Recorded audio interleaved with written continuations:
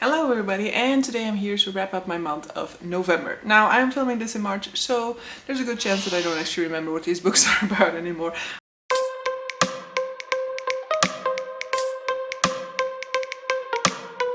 I'm keeping November separately just because the month of December has quite a lot of books in it, so I feel like it will be just too much if I combine the months of November and December together, so let's just go through November separately. So, in order in which I read these, the first thing that I read in November is The Heart of the Sun and Warrior by Su Lin Tan. So this is the second book in a duology in the Celestial Kingdom duology. There is like a separate short story collection that is out in the series as well now, which I actually really want to read, so I have to find the time for it, but so I'm thinking it probably won't happen very soon. But this one was a surprise for me. I really enjoyed this one, even though it's just like it has a little bit of that YA feel to it because of the fact that it has like a love triangle sort of situation.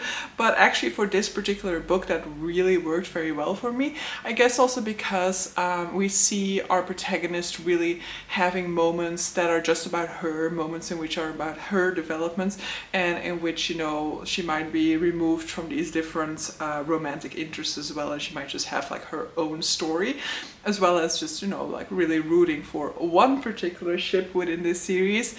And I have a particular preference, and I won't say whether I got what I wanted or not, but what I will say is that this definitely was a nice ending. I was very happy with how the author managed to round off the series and balance these sort of like different preferences that people might have for certain ships. But so, The Heart of the Sun and Warrior is the sequel to The Daughter of the Moon Goddess. In The Daughter of the Moon Goddess, we are following a protagonist who is the daughter of the Moon Goddess. However, nobody is aware of her existence, and early on within this book, she kind of uses her power or discovers her power, and as a consequence, the Celestial Kingdom becomes aware that somebody has used the power within this, I don't know, realm or place where her mother is, and apparently her mother has basically been kept captive there and she was not allowed to use any type of magic. So the Celestial Kingdom is now trying to figure out who this was, and so the Daughter of the Moon Goddess, I'm sorry I've forgotten her name, has to go on the run so that she isn't captured by the Celestial Kingdom. And then she ends up actually at the heart of the Celestial Kingdom in some sort of a competition that if she wins, she hopes that she can ask for her mother's release. Second book that I read in that month is a arc that I was really behind on. I see this was first published in 2021. I read it at the end of 2023, so I read it at least like 2 years behind its release date, and unfortunately that was not even the exception. I have a lot of overdue arcs. But the arc that I'm talking about here is The Conjurer, the third book in the Vine Witch series by Luann G. Smith. And to be fair, I did read book 1 and 2, even though, you know, I hadn't previously read them. I didn't realize that this book was part of a series before requesting it. And also I didn't necessarily have to. They're more or less companion books. However, like part of the story definitely builds on prior knowledge. And so basically within the first book in this series, we have at one point in time in the book 3 characters, 3 witches meet up, and each book is kind of focused on one of these witches. But as we go through the series, the stories of the initial witches, for example, also kind of continues on. So it is companion series, but you should still, like, I do still feel like if you're gonna read the third one without having read the first and the 2 and the second, you might feel like, I feel like I've lost part of the story, and that is definitely the case.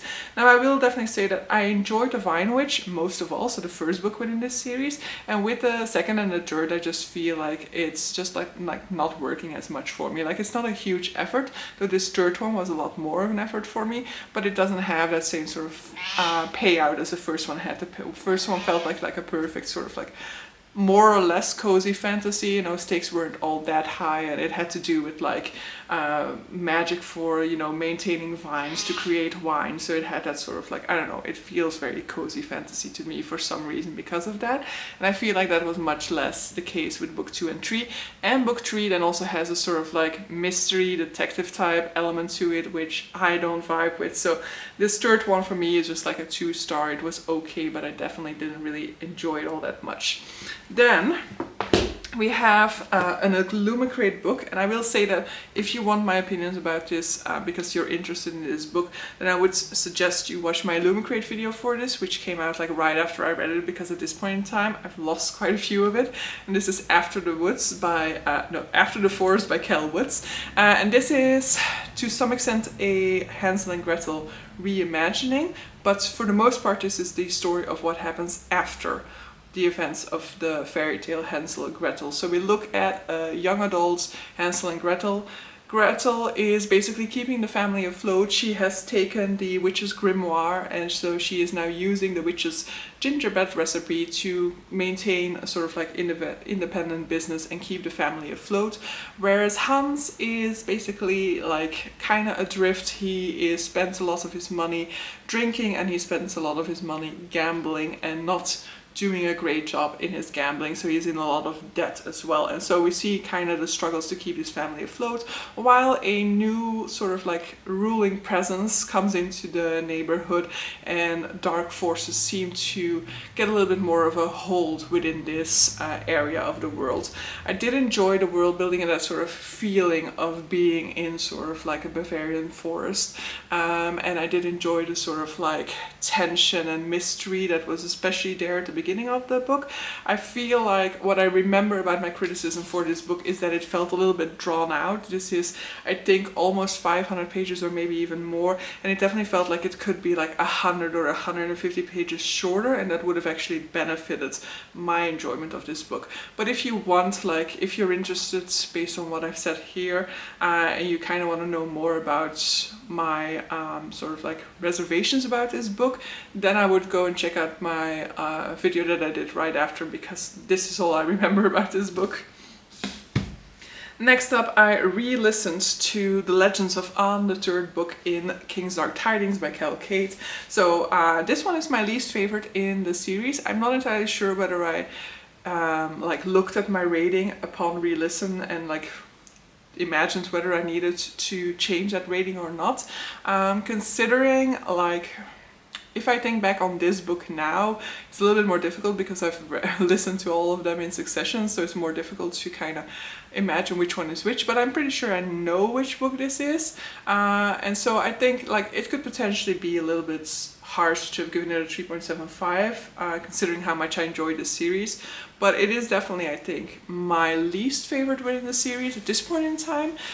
So, I mean, I'm fine with giving it a lower rating than some of the others. But so, The King's Dark Tidings is definitely one of those good time fantasy series for me. You know, I really enjoy this series and I really enjoy consuming them. You know, they're not really like, you know, they're not the books with like the biggest world building, the most complex characters or anything like that. It's just a real fun, quick ride, and I do still enjoy the things that it's talking about and the topics that it brings up. But so we're looking at a character called Reskin, who as a young boy was brought to this fortress where he was raised to be the perfect soldier, basically. He was taught all of the skills that he needs in order to be able to be like this perfect assassin, thief, mercenary or whatever, but what he was never really taught was human interaction. Like, he was taught how to pretend to be somebody of nobility, how to handle these types of situations, for example, but he was never taught how to be a genuine person. His personality was never really developed. That was nothing that attention was ever brought to. And at the onset of book one, we are about to see him basically graduate from his studies, and his graduation ceremony basically sees him having to kill all of his past teachers. However, they of course don't agree. A huge fight ensues, and not only the teachers but also the masters who actually knew why they were training Reskin end up dead. And so Reskin now no longer has any guidance about what he was supposed to be doing. Then I tried a few books for a vlog called 5 Books for 5 Stars. This vlog will already be out. I think it's a previous video probably on my channel. And so the first one that we're going to talk about is The Day the Sun Died by Jan Lienke.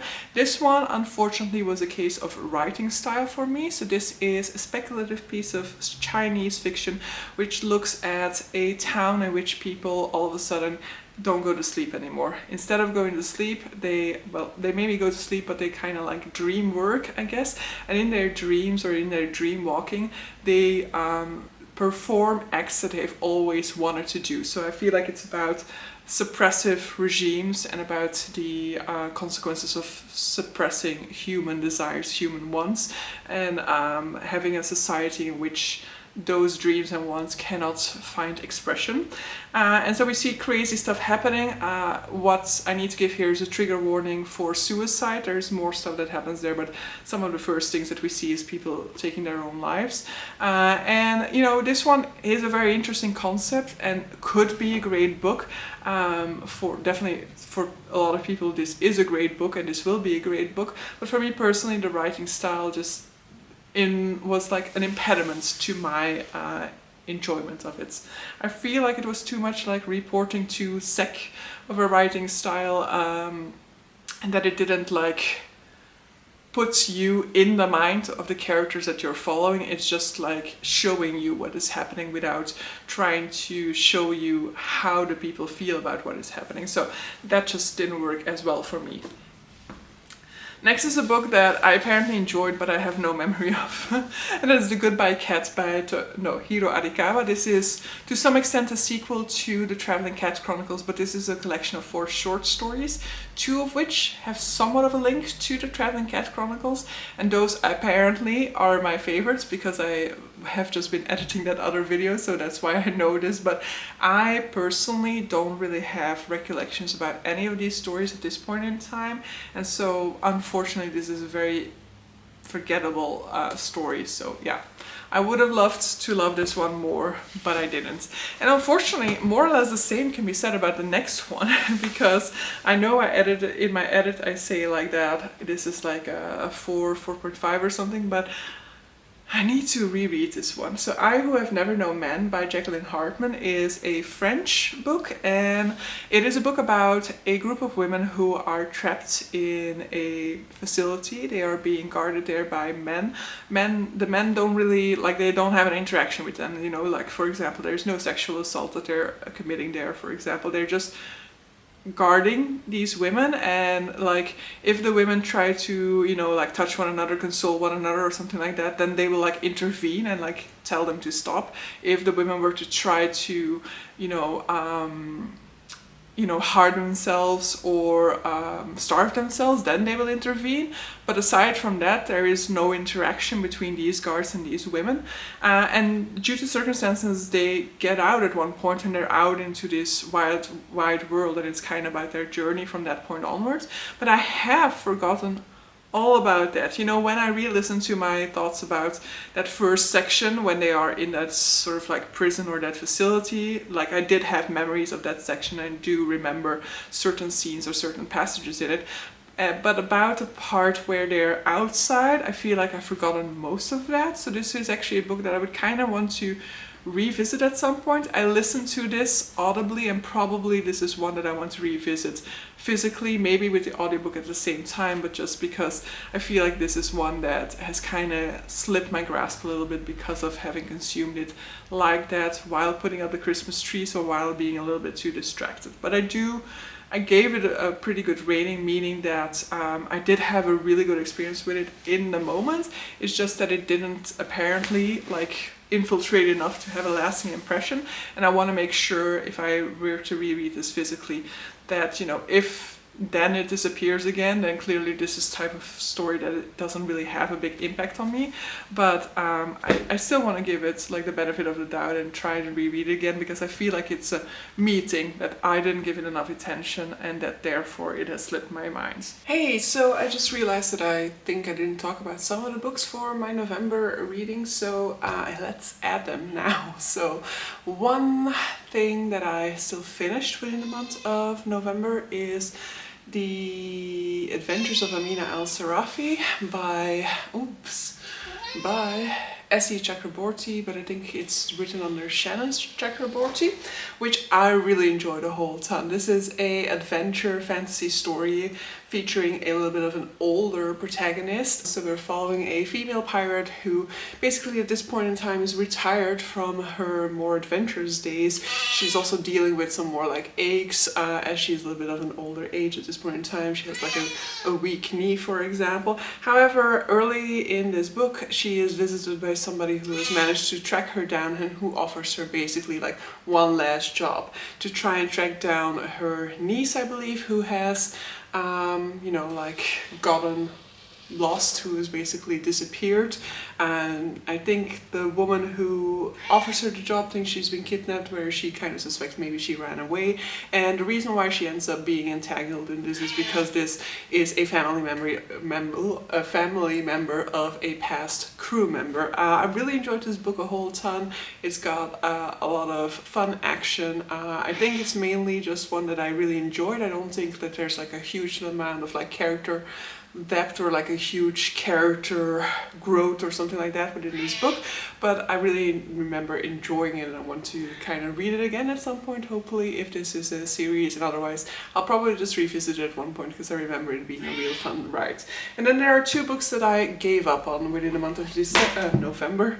First one is one of the sort of like typical cases of I need to read samples before I order books, because I wasn't far into this book when I realized like this is a writing style that just really doesn't work for me, and that is One Day I Will Write About This Place by Binyavanga Wainaina. I think it is a Kenyan book. Yeah, it's a Kenyan author, and this is just like a type of writing style that I cannot get into. At this point in time, it's been too long to really be for sure what the problem was, but most likely that means that it is a little bit too much of a flowery writing, like an elaborate writing style, and I like my writing in itself to be quite easy, precise, concise, which it wasn't the case for this one. With this one I quite struggled to kind of keep paying attention to it and keep like using these brain cells to try and work through the writing, and so for me that's just not enjoyable in my reading experience, so I did not continue with this one.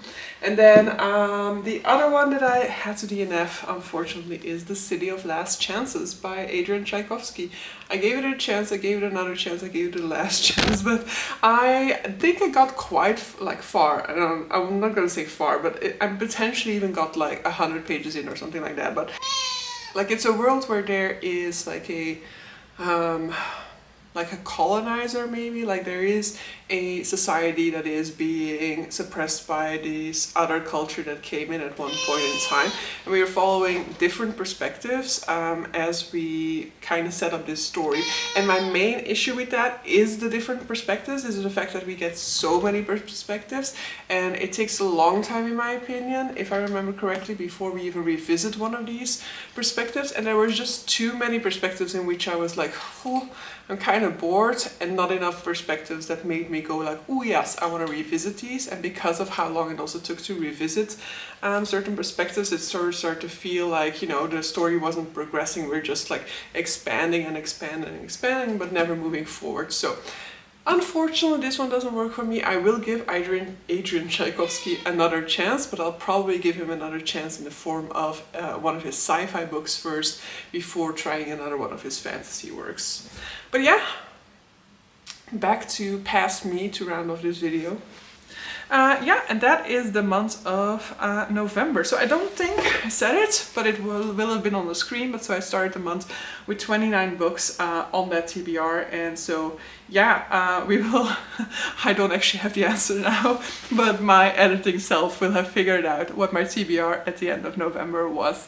It will. I mean, I hope it went down a little bit, but because the month of December is a month in which I read so many books, it is possible that the month of December is the one in which I actually saw a lot of progress, because I know where I started this month and I know where I ended at the end of December, so I know that there's progress to come at least. But I'm not entirely sure whether it already came in November or not. But so yeah, with that I'm gonna end this video. I think it's a nice and short one for once, but that's also nice. And then my December one will probably be a little bit longer, because I read like a lot more than I read this month. But so yeah, with that I'm gonna leave you guys. Hope you guys enjoyed this video, and see you guys for the next one. Bye!